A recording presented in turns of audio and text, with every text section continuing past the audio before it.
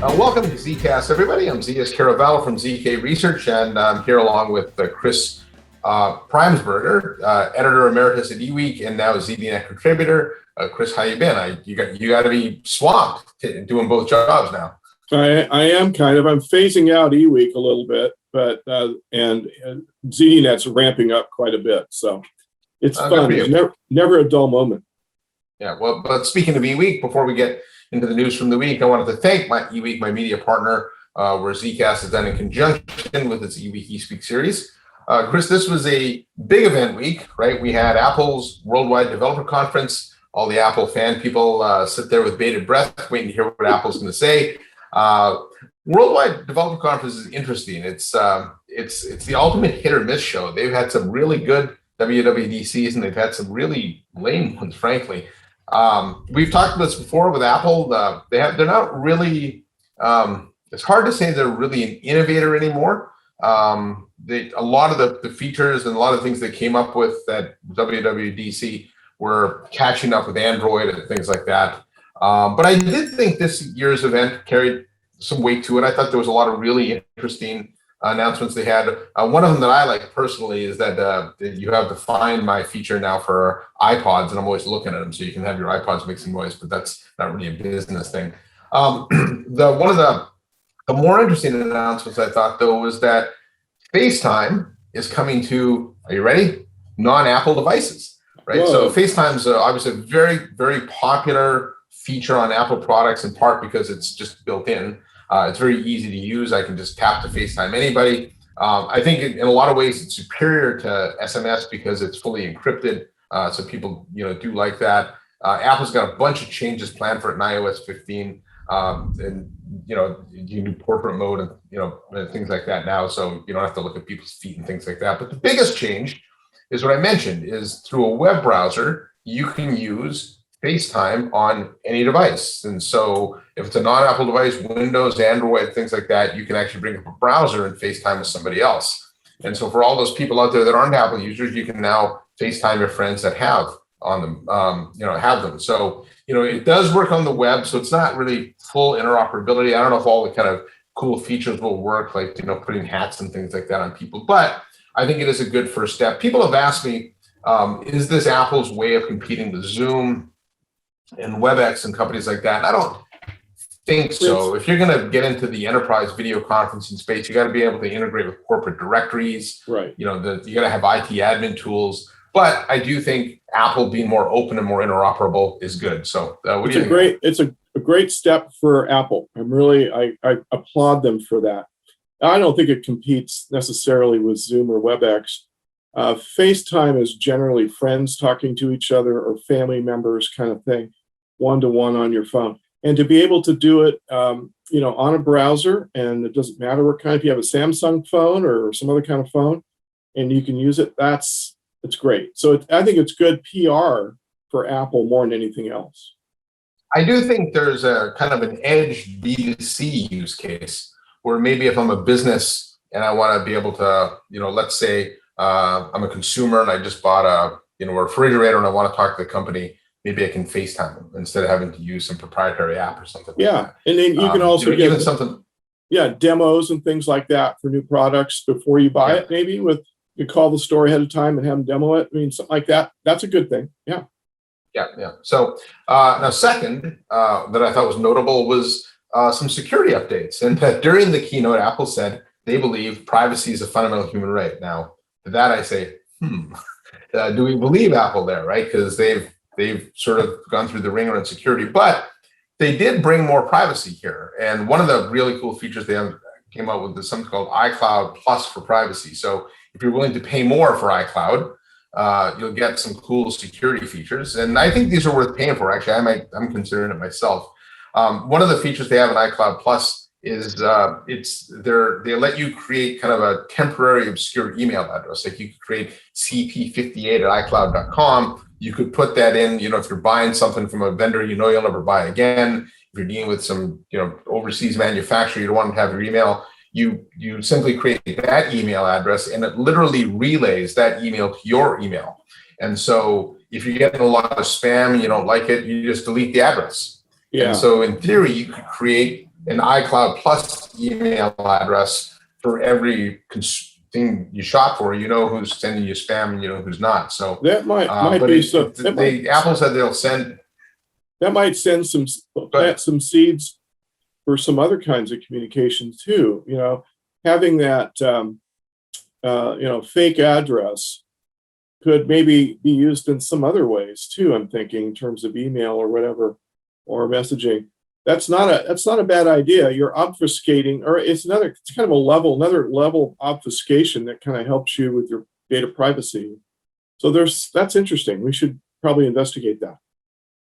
Yeah, and speaking of obfuscation, they actually have a new feature in iOS 15 coming where they'll be obscuring your IP address of its users, so companies won't be able to do as much tracking of you as possible. They said the IP obfuscation feature will be available on Mail, Safari, I think Maps as well, and they're also going to be letting users know how many every time something on your phone gets accessed. So if you're using an application and it accesses your camera or your mic or your address book or something, it'll tell you that. So I think to me, this is really important because Apple is sort of taking the responsibility. Everybody knows that these consumer apps, a lot of them tap into things in your phone. We just don't know what they're tapping into.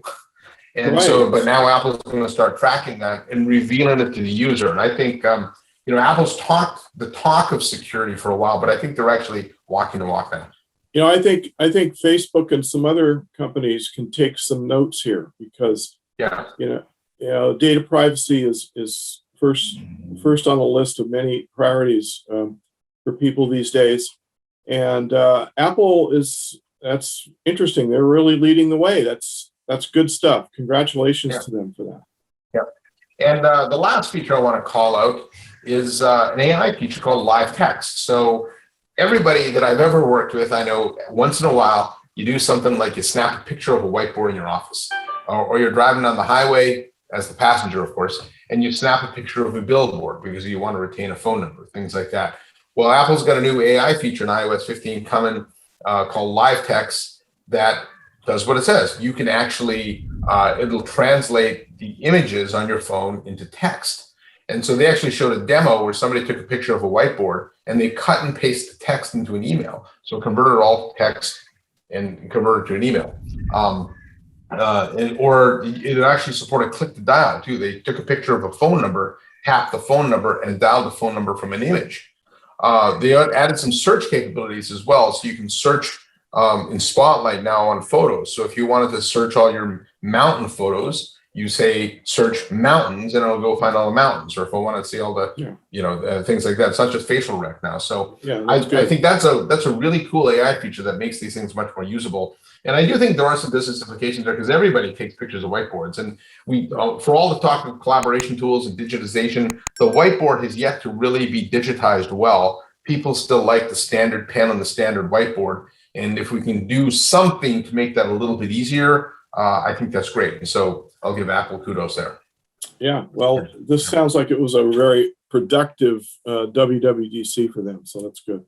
Yeah, and they have the usual updates to emojis and things like that. No new products, but they are improving their products internally. So that's good.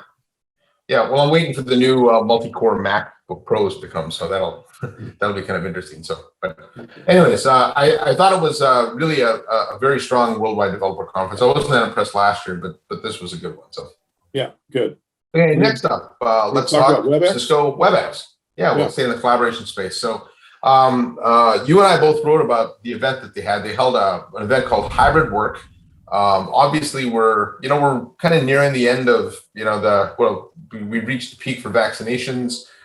More and more companies are talking about hybrid working, and so obviously Webex is a big part of that. Cisco held an event and called Hybrid Work, and the big change there, if you want to call it that, was the logo and the branding for Webex has changed for the first time ever. If you think back to the early days of Webex, in fact, the term "pass me the ball" came from Webex, right? The logo was always that ball, and gone is the ball. And now they have a much more kind of sleek logo. It's a W.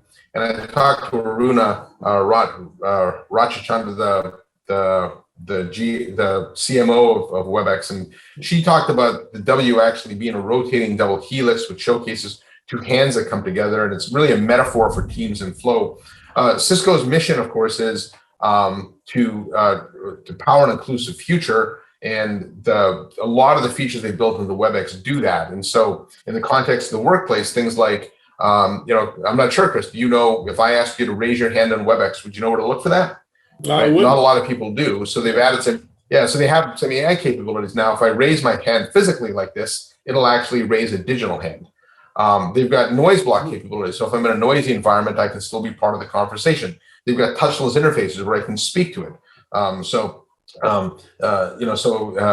People that maybe you're handicapped or something can access it more. So I think the marketing group at Cisco and the Webex group has done a great job of really changing the image of Webex. I think people coming into the pandemic were, thought of Webex as kind of the old stodgy guy. And in fairness, they were back then. But now they've really changed that brand. They added I think the pressure from the market, Zoom and Ring Central and some of the others is forcing that, and that's where innovation comes from. When companies are forced to really stop and think of new features and attractions for their software and their other products, that's when they get to work. It's kind of like a journalist with a deadline. We can sit around for a while and, it's time. I better get to work. I got to finish this story. That kind of thing. I know that deadlines make me work harder and probably make companies work harder too. And as a result, we get good stuff. I actually think that we'll look back at this, and in a lot of ways, Zoom was the best thing to ever happen to Cisco. I think Cisco had gotten a little bit complacent in that group. They weren't really innovating like they could.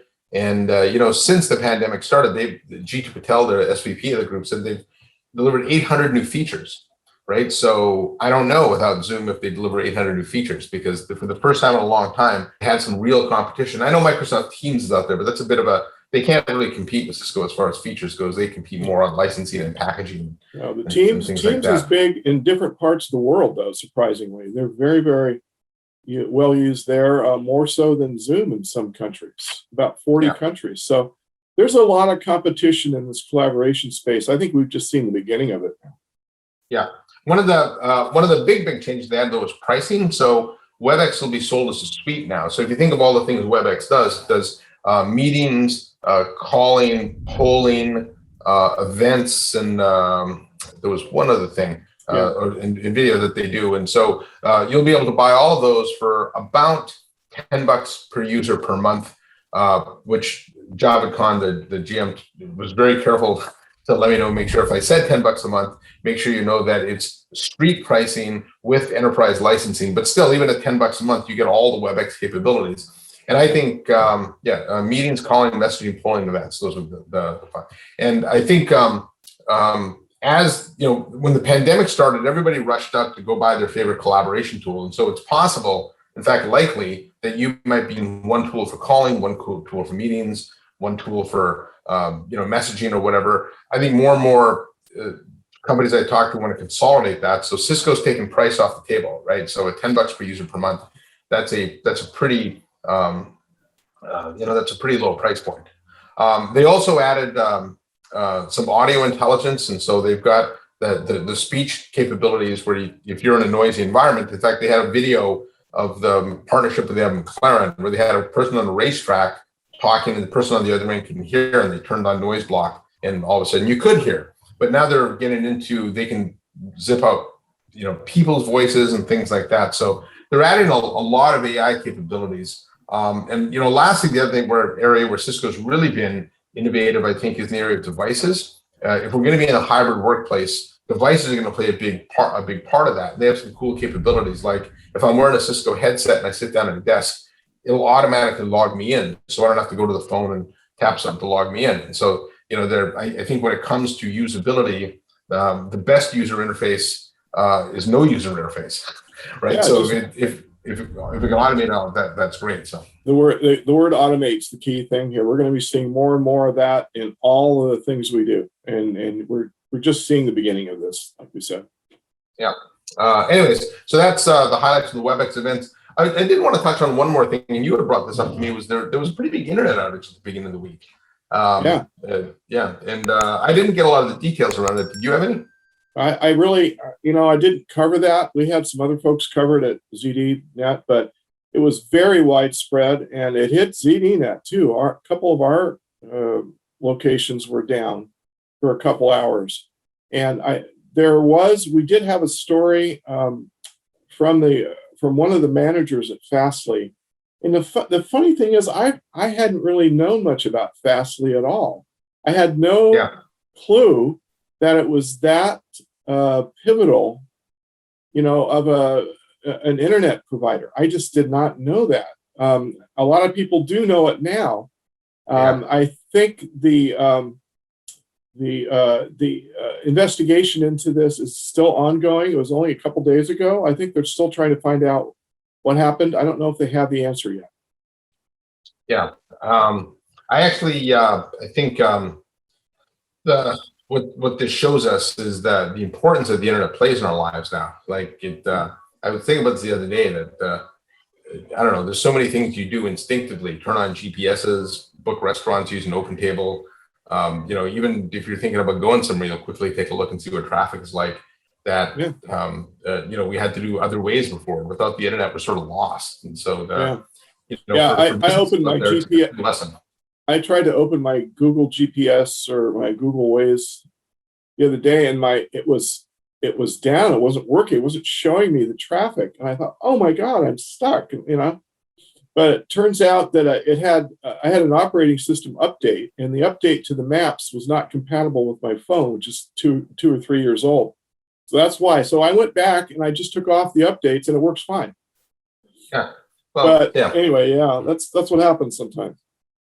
Yeah. Anyways, I think this was like I said, a pretty big week. We had the Cisco event, the Apple event. I want to thank you, Chris, for joining me on this. Everyone out there watching, don't forget to click the subscribe, and we'll see you next week on our next ZKast. Thanks.